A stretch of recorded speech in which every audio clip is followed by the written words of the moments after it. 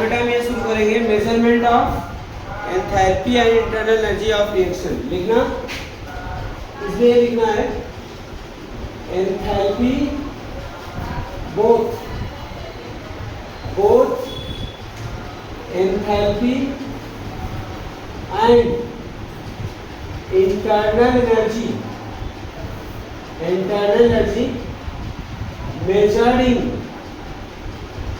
measured in bomb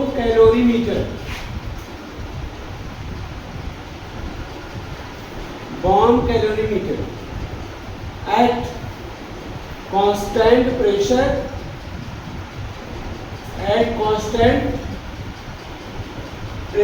and volume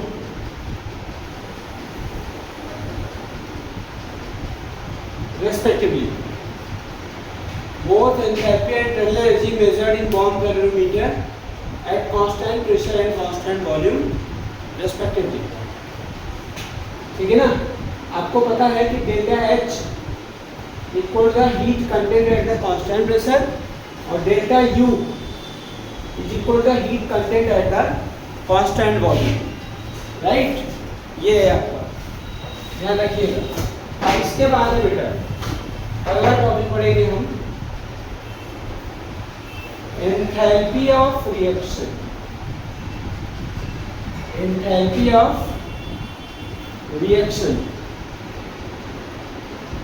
इसको represent कैसे करेंगे? Delta RH। इसकी डेफिनेशन क्या होगी? The enthalpy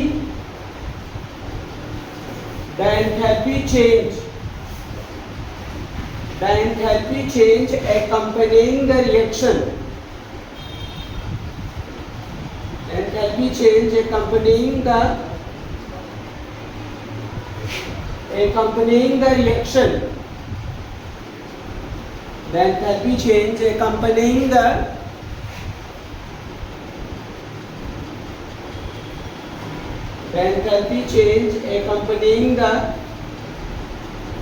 reaction called enthalpy of reaction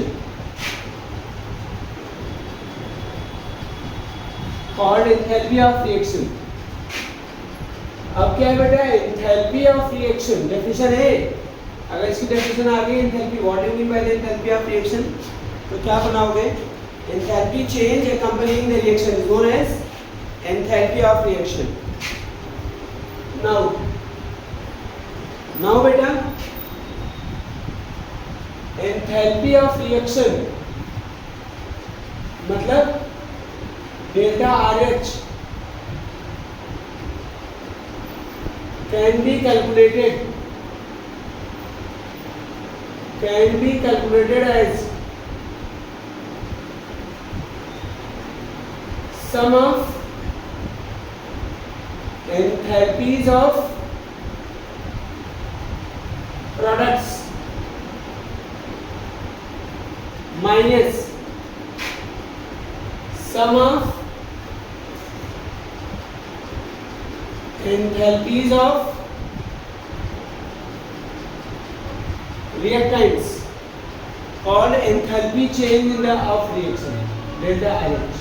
ऐसे होगा एक रिएक्शन, इसको समझते हैं बेटा, इस पर क्वेश्चन आया था। Consider a reaction AA plus BB gives क्या होगा? CC plus क्या होगा? DD। एंथैल्पी ऑफ रिएक्शन क्या होगा जरा बताइए?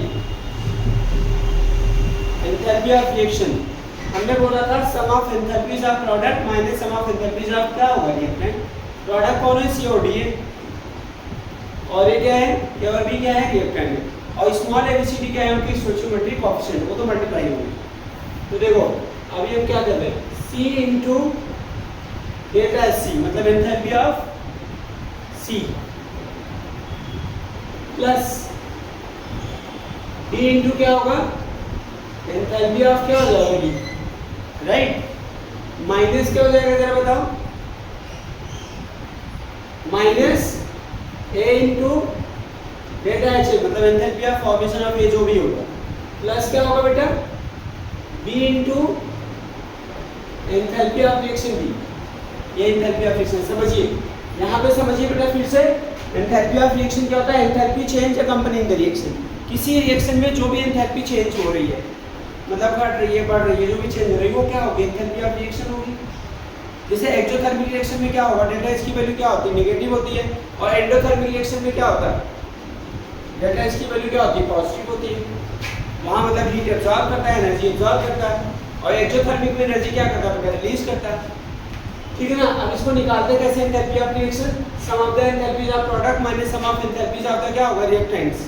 समझ आई कि नहीं बात? अब सुनिए, उसके बाद कैसे सम ऑफ एंथैल्पी, देखिए प्रोडक्ट कौन से? सी और डी है, इनके एंथैल्पीज का सम कर लिए। देख रहे हो ना कैसे करना है?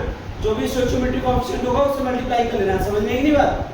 और फिर प्लस करना, फिर माइनस करना। अच्छा, जो भी इनकी एंथैल्पी दिया होगा, नेगेटिव पॉजिटिव जो भी दिया होगा, उसको आप क्या करेंगे?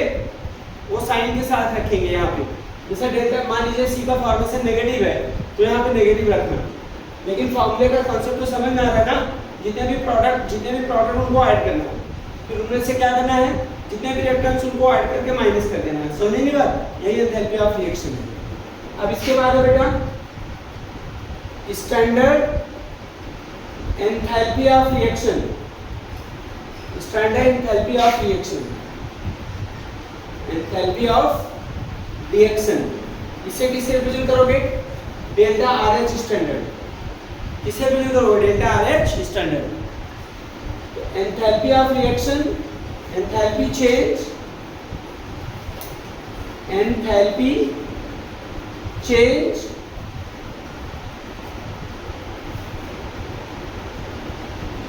accompanying the reaction, enthalpy change accompanying the reaction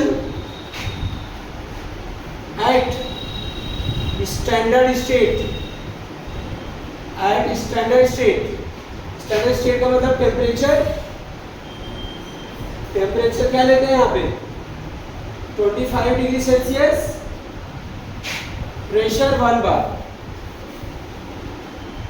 pressure 1 bar is known as standard enthalpy of reaction, is known as standard enthalpy of reaction।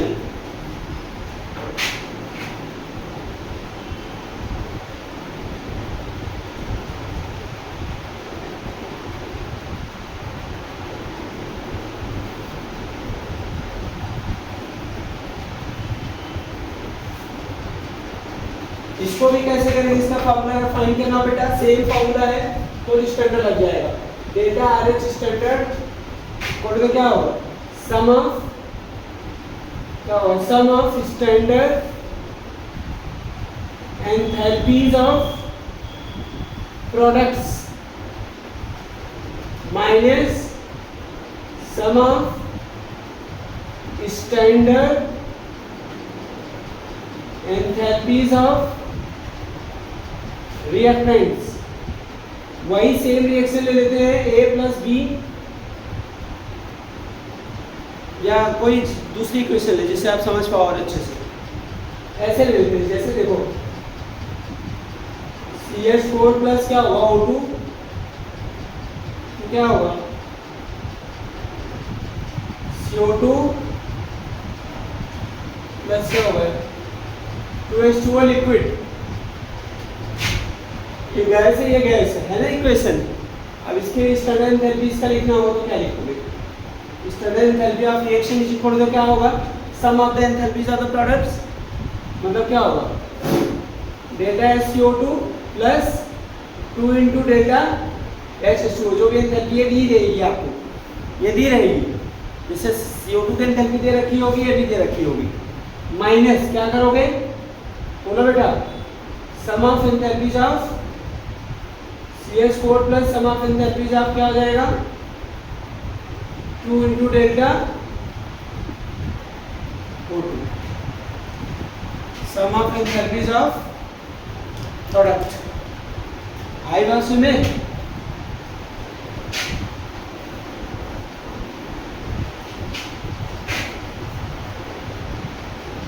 ऐसे फाइंड करेंगे। एक क्वेश्चन देखते हैं बेटा एनसीईआरटी के यहाँ पे आपसे, ठीक है ना, नोट कर लो फिर फटाफट।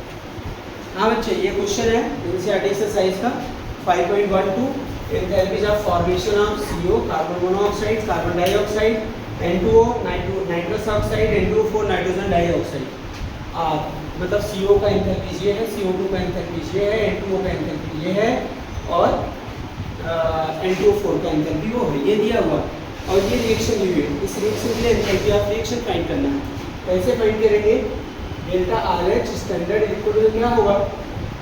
डेल्टा H N2O जो उसका फॉर्मेशन दिया है plus 3 into delta H CO2 minus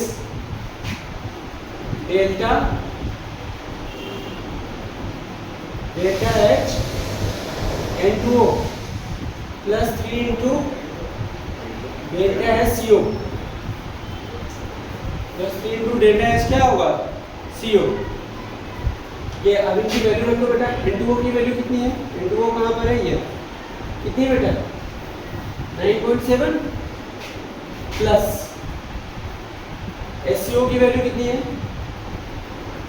SCO की वैल्यू कितनी है? -110 लेकिन 3 इंटू -110 फिर क्या करोगे? माइनस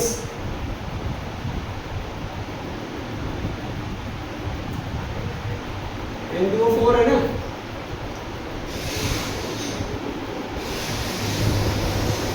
क्या कर दिया मैंने? प्रोडक्ट का करना था ना, प्रोडक्ट का 393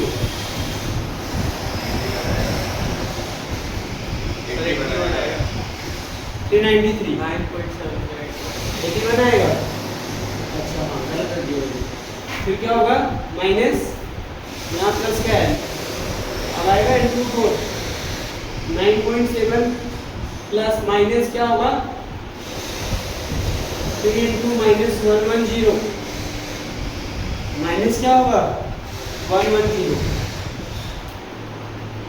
ठीक है ना, इसको सॉल्व कर लिया। डेल्टा RH स्टैंडर्ड कितना है? डेल्टा RH स्टैंडर्ड कितना है बेटा?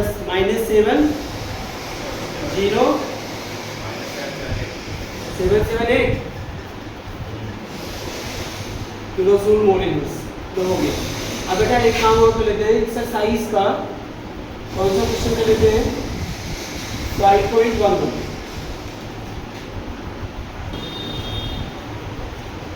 बेटा enthalpy of formation of CO2 for 1 mole. Enthalpy of formation of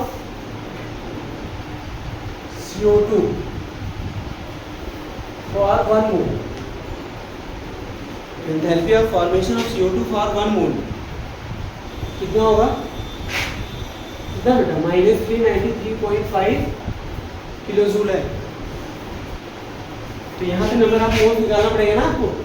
35 निकाल लेते हैं। सुनो, यहाँ पे निकाल लो number of moles of CO2 कितना होगा? ये गिवन मास हो गया CO2 का, कितना आ गया? इसका मोलर मास कितना था? 44। तो कितना ग्राम आया बेटा? कितना मोल आया? 0.8 मोल। पक्का यही है? देख लेना 0.8 मोल या 0.8 मोल आया। तो 1 मोल के लिए इतना है, 0.8 मोल के लिए क्या होगा? चलिए 393.4 393.5 इंटू 0.8 कितना आ गया बेटा?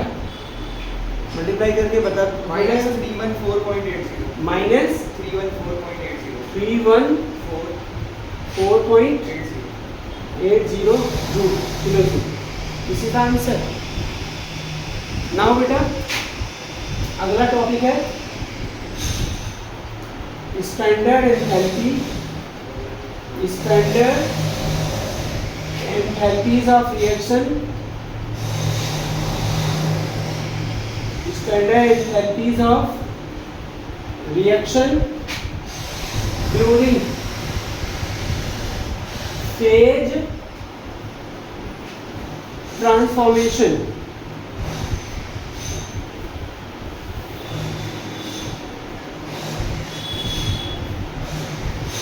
Standard enthalpy of reaction during क्या होगा फेज ट्रांसफॉर्मेशन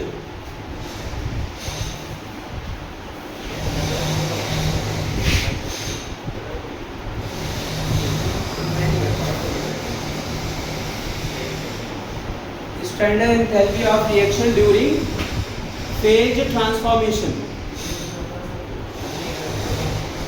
ठीक है, नंबर 1 सबसे पहले बेटा स्टैंडर्ड हेडिंग डालो standard enthalpy of fusion phase transformation. थोड़ा सा मैं फ्यूजन को शुरू करने से पहले आपको बताता हूँ फेज ट्रांसफॉर्मेशन का मतलब क्या होता है। सॉलिड से लिक्विड में आता है, लिक्विड से वेपर में, वेपर से फिर किस में बेटा सॉलिड में। इस सब प्रोसेस को क्या बोलते हैं फेज ट्रांसफॉर्मेशन बोलेंगे ना। एक फेज से दूसरे फेज में जाना, उसको रिप्रेजेंट कैसे करेंगे फ्यूजन ऐसे। इस एंथैल्पी को रिप्रेजेंट कैसे करेंगे ऐसे रिप्रेजेंट करेंगे। तो डेफिनेशन लिखना enthalpy change, enthalpy change in the enthalpy change when 1 mole of solid change into liquid at standard state। At क्या होगा standard state called standard enthalpy of fusion. Definition called standard enthalpy of क्या होगा fusion, called standard enthalpy of fusion. Definition हो गई बेटा। कोई fusion का एक एग्जांपल लिख लो बेटा, क्या लिख लो फ्यूजन का। H2O जैसे आइस से किसमें चेंज हो रहा है आइस, आइस है ना, ये क्या होता है आपका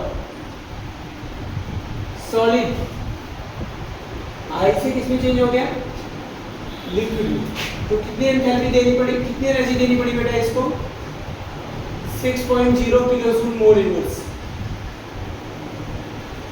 6.0 किलोजूल मोल इनवर्स। समझ आएगी ना बात। ये क्या है स्टैंडर्ड एंथैल्पी ऑफ फ्यूजन, क्योंकि इतना हीट आप दे दोगे अगर 1 मोल आइस है तो किस में बदल जाएगा वो 1 मोल ऑफ वाटर। उसके बाद है बेटा बी, हेडिंग डालो स्टैंडर्ड एंथैल्पी ऑफ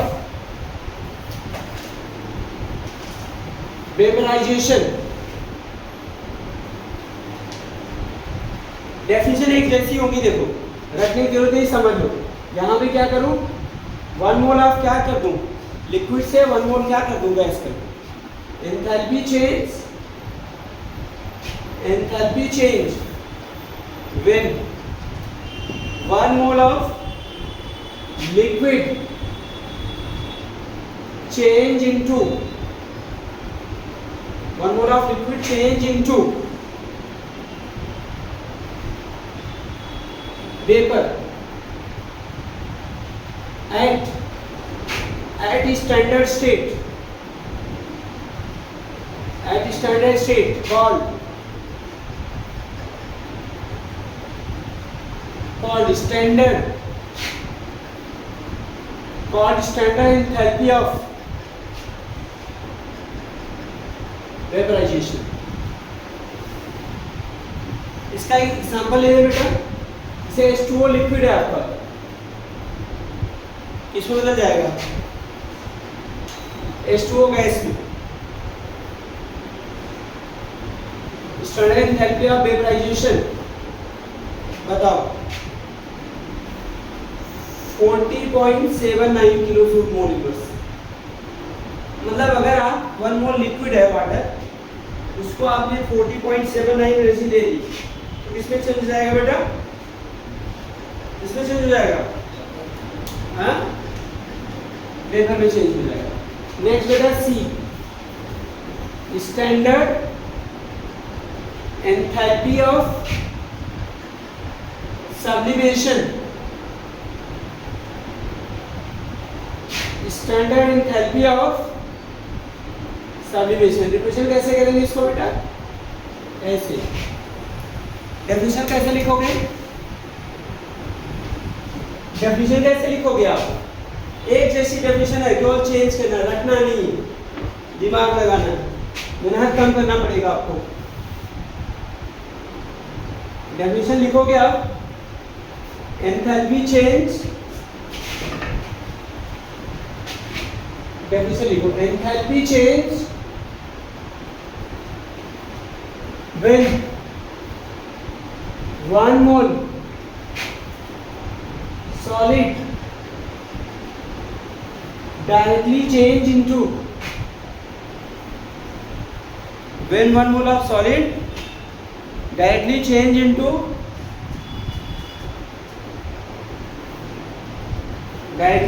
into किसमें?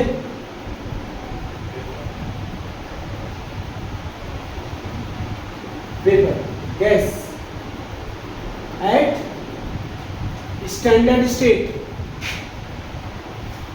called standard enthalpy of sublimation, called standard enthalpy of sublimation। ठीक है ना? एग्जाम्पल जैसे नैप्थलीन सुना होगा आपने। नैप्थलीन क्या होता है बेटा? सॉलिड होता है। किसमें बदल गया नैप्थलीन? बोलो। नैप्थलीन गैस में बदल गया डायरेक्टली। किसमें बदल गया? गैस में। तो क्या होगा? स्टैंडर्ड एंथैल्पी ऑफ सब्लिमेशन यहाँ पे जो होगा वो होगा आपका 73 किलो जूल मोल इनवर्स। सारी एंडोथर्मिक रिएक्शन है फेज ट्रांसफॉर्मेशन के टाइम पे ना। देखो जब फेज ट्रांसफॉर्मेशन हो रहा है सॉलिड से लिक्विड में तो फ्यूजन हो गया, लिक्विड से गैस में वेपराइजेशन, और सॉलिड से डायरेक्टली गैस में क्या हो गया बेटा? सब्लिमेशन हुआ ना। इतनी हीट देगा सबलाइन हो जाएगा, ये सबलाइन पे आईने पास में। अब एक चीज लिख लेते हैं, हेडिंग डालते हैं, अगला टॉपिक है thermochemical equation. Thermochemical equation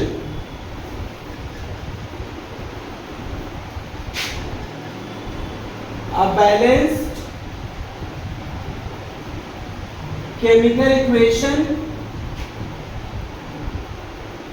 balanced chemical equation, written along with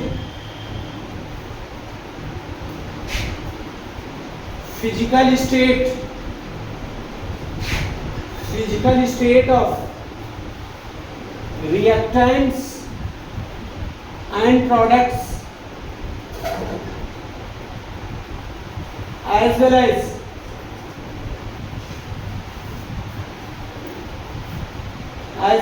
enthalpy of reaction,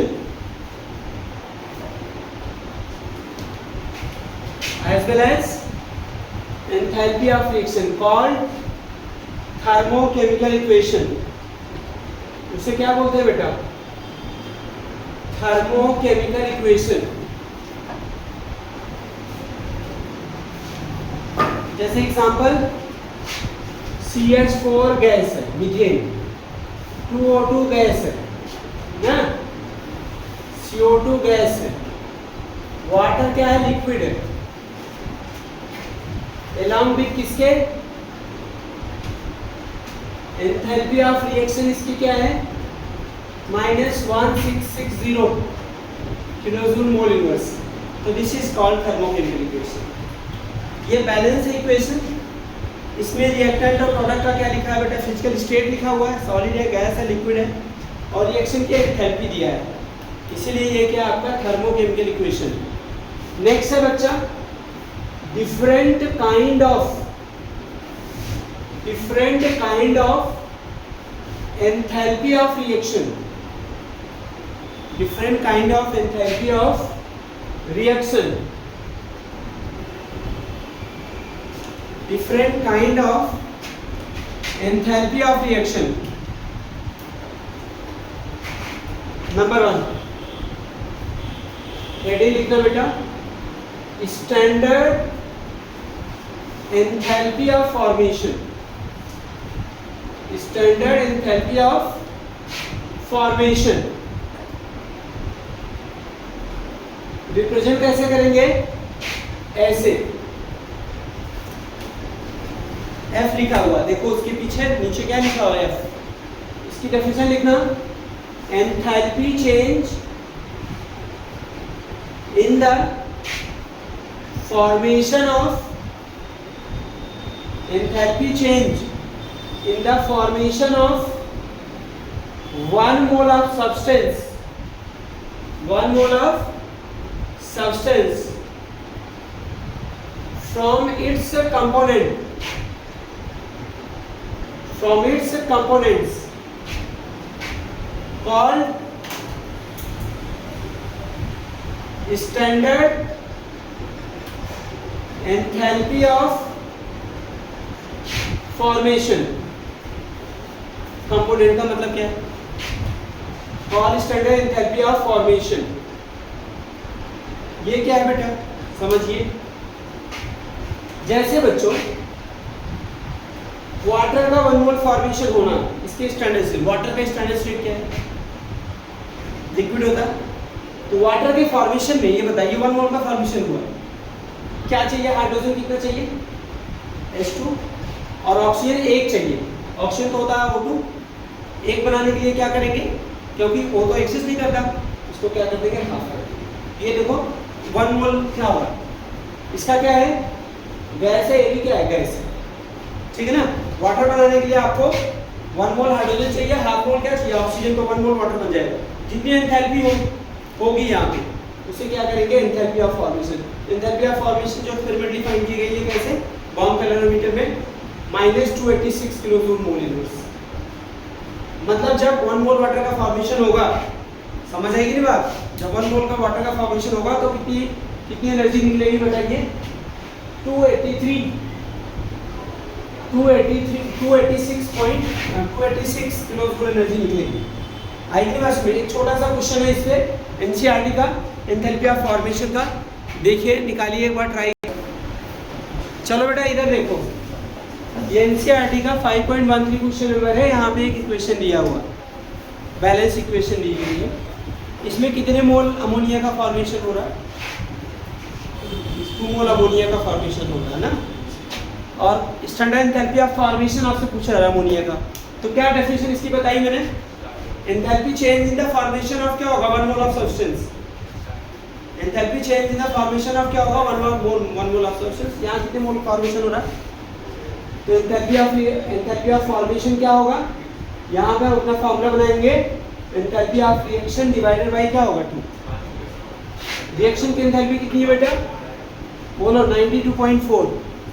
enthalpy 2 मोल का फॉर्मेशन हो रहा है, तो इससे क्या करते हैं, 2 4 जा 46.2 kilojoule mole. This is the answer.